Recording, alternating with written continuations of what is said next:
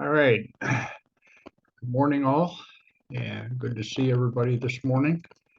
And might as well start with our usual and start with the pledge. Rob, you want to start?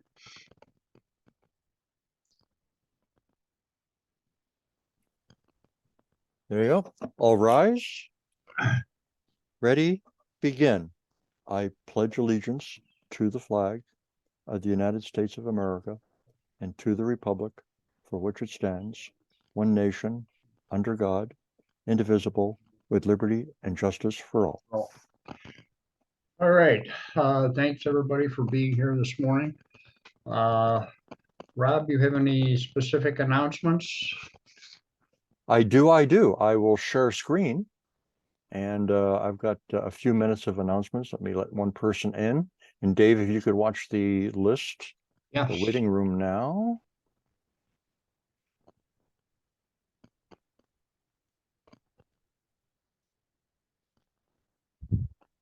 All righty, is that visible now? Yes. Okay, very good. We're all muted, call signs are showing, and we started the recording. Do we have any new members in our midst today that would we should introduce?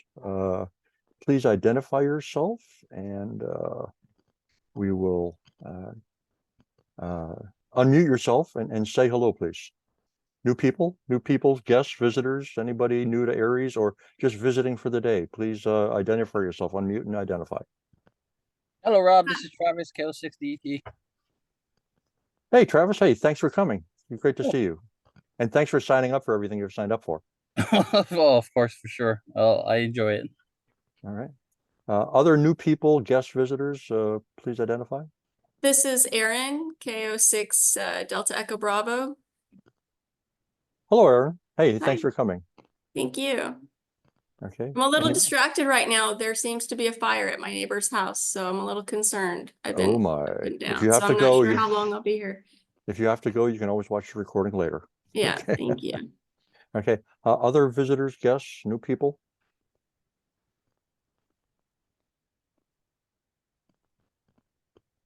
Okay, I will we'll circle back around to Dave for section announcements later. And we'll cover after I do my announcements, we'll have if Dennis is here, we'll give him a chance to talk about the simplex, and we will then go into the GMRS presentation by Bruce AI6Q Beck. So we've got the meeting today. We've got some events coming up in the future, training events, not ARES events, but they're wonderful training opportunities. There's an endurance run on March 16th. Some people in San Diego have, Travis and others have volunteered to help out with Baker to Vegas, 120-mile relay, which is on March 23rd. And we have an activity day coming up in March 30th being planned for Kearney Mesa Rec Center. That is Easter Saturday. I know some people may have conflicts with that, but we will put together something for March 30th. Let me just take a little detour talking about activity day here. So the plan is to go back to the Kearney Mesa Rec Center. Fallbrook Hams are planning to do something up in the Fallbrook area. If any other areas want to do a little breakout session of their own, let me know. We'll try to set something up. So theme possibilities for a theme on the activity day. We've had a request for soldering basics. We've had requests for DMR, more on DMR programming, maybe some DMR simplex. We've had requests for WinLink equipment, and then UHF, VHF, HF basics. And a couple of people have indicated that they would be willing to hike a mountain or go to a park to give people in Kearney Mesa the opportunity to do sort of chasing, POTA hunting, and get those contacts done. So they're willing to go out to the summits and the parks to do that. So if anybody wants to help out with that more, let me know. April, coming up in April, I highlighted in yellow some things that are all happening on the same day in April, a busy month. So we've got a general upgrade class on the first weekend. Then we've got the ARES meeting, which will be covering drill prep and HIPAA refresher by Section Emergency Coordinator Bruce AG6X. It's also the same day. Some of us will be covering an endurance run out in the backcountry, the Oriflame Canyon Endurance Run.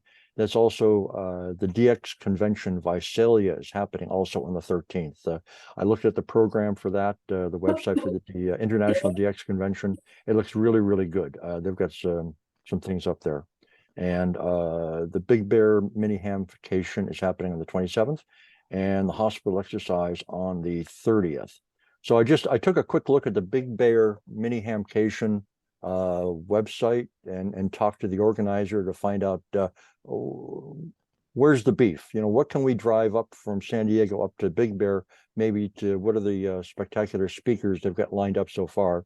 Include a presentation by Tom Schiller, N6BT. He's written a huge reference, 332-page reference on antenna stuff. He plays with antennas. He practices, he answers questions like, what's the number on a vertical HF antenna? What's the correct or the best number of ground radials to use? We know the answer is somewhere between 1 radial and 120 radials. So Tom has done all that research. He's figured out whether it's better to be on the ground, under the ground, or so many inches above the ground. He flies drones around checking out antenna patterns. And so Tom will be talking about that. Also, as a POTA person myself, I'm interested in maybe talking to the POTA mapping representative. Tracy WM6T is going to be there, so we can maybe ask Tracy, hey, how come this park is in the register and this one is not? So Tracy will be there, and Alex Tardy. We know Alex because he's a San Diego guy at the National Weather Service in Rancho Bernardo, and Alex is going to be speaking. And they're also going to have a Young Ladies Radio League forum. Moving on to the hospital drill, it's a Tuesday drill. It'll start officially at 8 o'clock. We'll have a pre-net starting at 7:30. Formal net starts at 8. And for those people that are participating, you know that the end time varies from hospital to hospital. It depends on when your hospital calls it and says scenario's done. And your end time varies whether or not the hams are invited to the post-exercise hot wash and how long it takes you to pack up your equipment. So that's why I say noonish there for the end time of that exercise. It is a San Diego County-wide medical community exercise. They call it a full-scale exercise, FSE. And we always cover as many hospitals as we can, at least 2 hams per location. We're not going to send anybody in by themselves. We're not going to send anybody in alone, untrained. It's going to be an experienced person and a trainee. Right now, as of this morning, we have 43 volunteers signed up. Thank you very much for that. Looks like we'll be covering at least 10 hospitals and the Medical Operations Center in Kearney Mesa. If you're not on the list of volunteers and would like to be, most people on this call are already signed up. Contact me, K6RGF, here. So looking forward to May, we have one scheduled collision there. We have the May 11th in-person meeting. The May meeting will be in person, and we'll be talking about the drill there. And it's also the same date as the Pacific Crest Trail 50-mile run being organized by Ham Support, being organized by Gary, KM6LK Papa.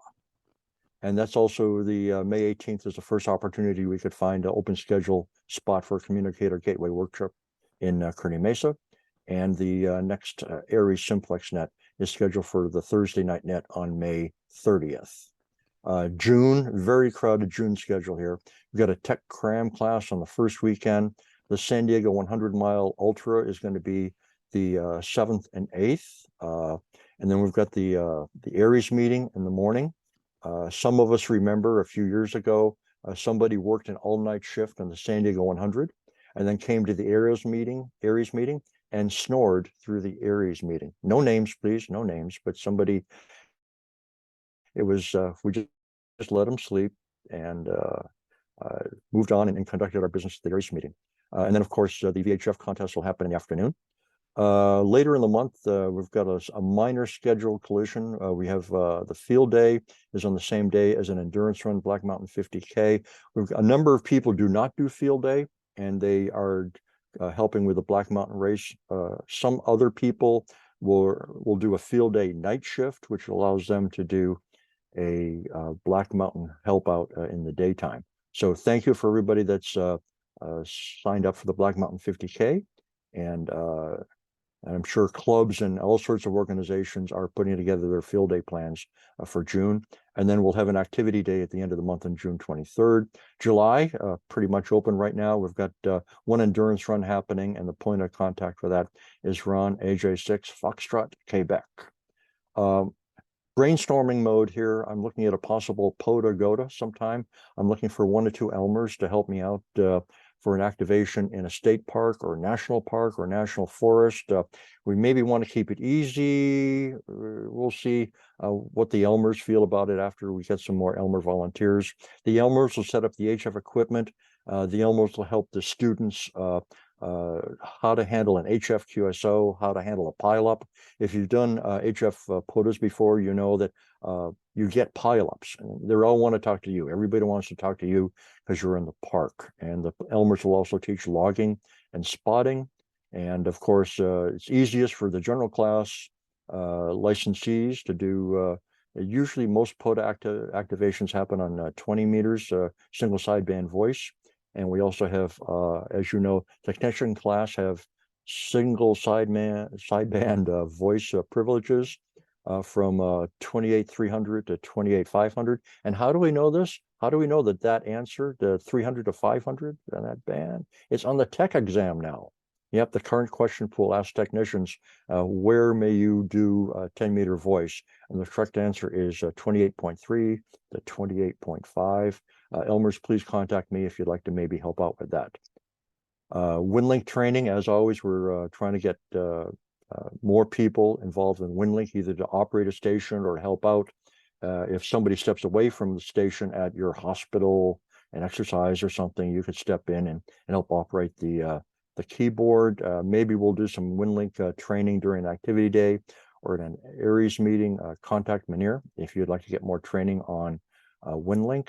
And we also want to talk about WinLink Basics sometime, learn the software, explore radio options, including simple things, HOA-friendly mag loops and QRP transmitters. And once again, contact Manir or the many other Elmers that we have in the section. For training opportunities, Southwestern REACT still has a full training or civic activities going on all the time. So contact John, Pear, Roger, or June to find out where you could maybe volunteer for Southwestern REACT if your schedule is open. They do stuff very often. And many clubs, we're blessed in San Diego with many active clubs that are doing wonderful things on the air. Look for your local clubs, get involved, speakers, activities. The Mountain Empire Amateur Radio Club, I've got it highlighted there. They have HF loaners. So if you talk to Craig, W6CAW in Campo, he might be able to loan you if you want to learn HF, but you haven't decided which transmitter you want yet. You're still trying to decide between ICOM and Yaesu. They do have HF loaners available. So a lot of activities out there, training opportunities throughout the section. As always, the ARES websites, we have 2 websites. A reminder, we have SDGARES.net, which is the official registry for ARES members. And we use the email function of groups.io to send out emails. Send completed training certificates to me when you complete 100, 200, 700, 800. And also task book levels, send them off to me. And Dave, that's all I have on my training slides. All right, sounds good. I don't think I have anything much else other than just a historical note here. 148 years ago, Alexander Graham Bell was granted the patent for the telephone. So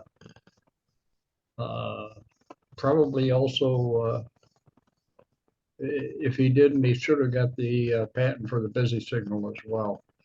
So other than that, I don't have anything else going on this morning. There will be an email coming out later to club officers.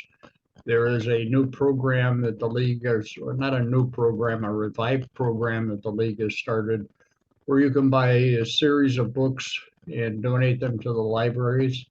to encourage the use of amateur radio and get more people involved and so on. And I'll be getting that out here in the next day or so. So other than that, I guess we're all ready for our presentation.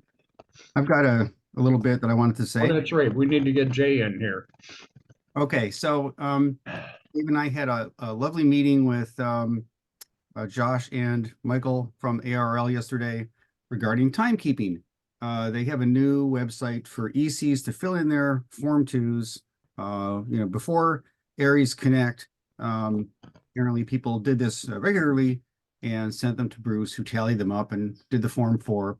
They've simplified this a little bit by allowing the ECs to put in Form 2s, which then show up on the AEC me or SEC for Bruce, the Form 4 submission page.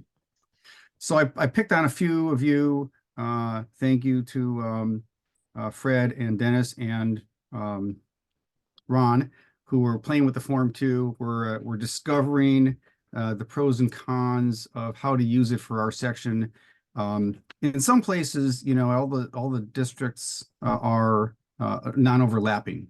And so that, they can report all their activities and it's all good. We have a lot of overlapping things here.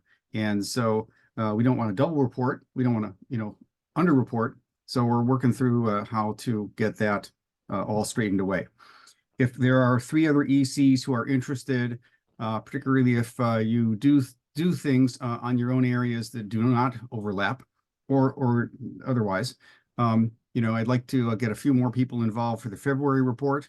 Almost have the January one wrapped up after resolving a few issues. And you can contact me. The best one for this is ares@jsg.org, ares@JulietSierraGulf.org, my initials. I think that's it. Dave, did I forget anything from what happened yesterday? No, I don't think so. I think you covered it all. Okay, very good. Thanks all. All right, I guess we are ready to go to our presentation this morning.